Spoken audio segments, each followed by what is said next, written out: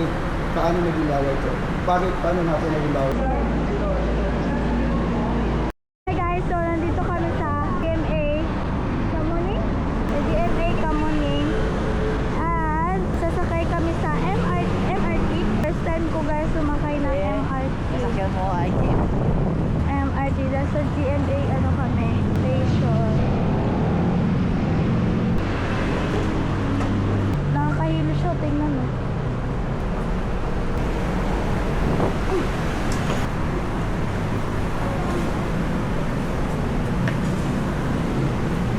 Tuwa ako kayo. Huwag mo nakakuhaan eh. Halika, tutuwa ko paano. I-vlog mo paano at least alam mo. Paano? Okay. Pupunta ka lang sa booth, tapos sasabihin mo lang kung saan ka bababa. Ate, dito. 3 student fare, single ride lang po, papuntang Santolan. Santolan ko lahat? Oo, isang adult, 3 student. Ganun lang ang gagawin mo kapag sasakay ka na ng MRT. Lahat? 31 lang.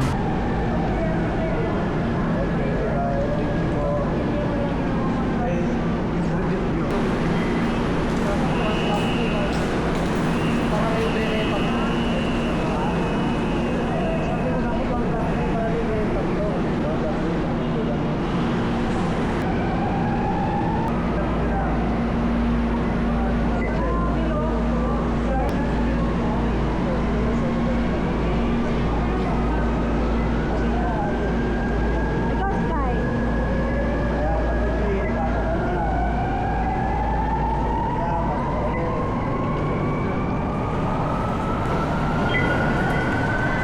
Ganun lang. So easy, di ba? may card ka namin, ha? May card. Tapos, mag-aabas ka na. Suki ka na dito. And then, natawag na platform. Tapos, Yung tour guide natin. Bakit ba pa? Ganyan o ganyan. Sakay. tapos, nakalagay, mag-ingat. Mind the gap. So, dito ka lang palagi. Atras ka lang sa yellow line. Tapos, ito yung pilahan. So, balik dito kayo. So, nagrenta kami ng tour guide. Hindi, nagagalit yung tour guide. Ginagano ko eh. Stress. Nagagano ko yung tour guide. Oh. Ayos ka dyan. Ayun yung ano yan ha, huwag niyo walain yan ha. Marami ko na dito mo. Ayan na guys. Ayan na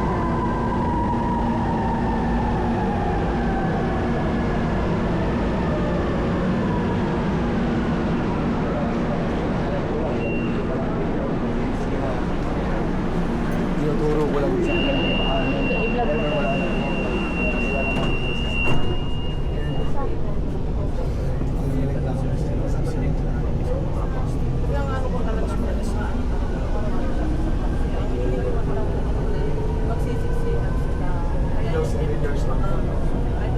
Okay, nasa po mga personal na gamit tulad ng wallet, cellphone na pag-credit card, magiging po tayo sa kapulang pala. Next station po tayo sa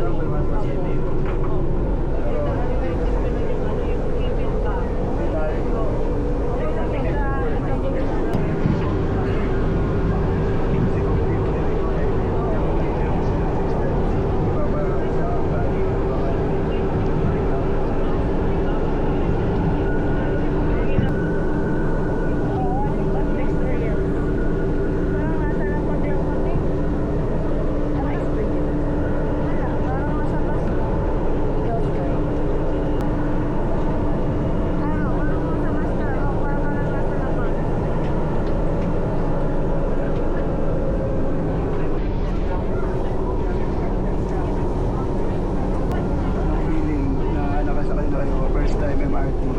Parang siyang bus. Parang sumakay ka na ng aeroplano kahapon. Dito na kami guys sa Santolan Station.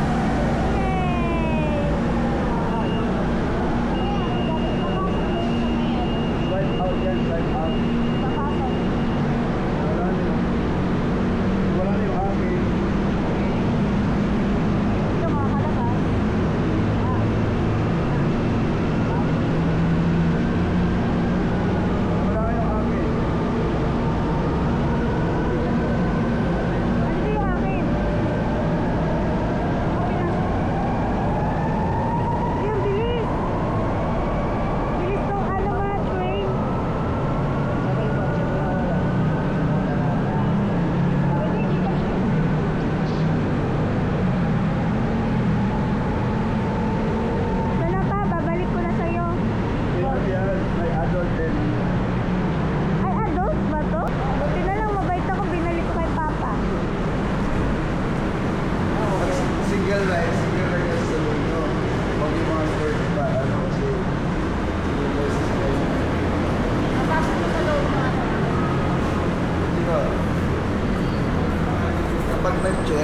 dito kayo palagi tutungo. Bawal.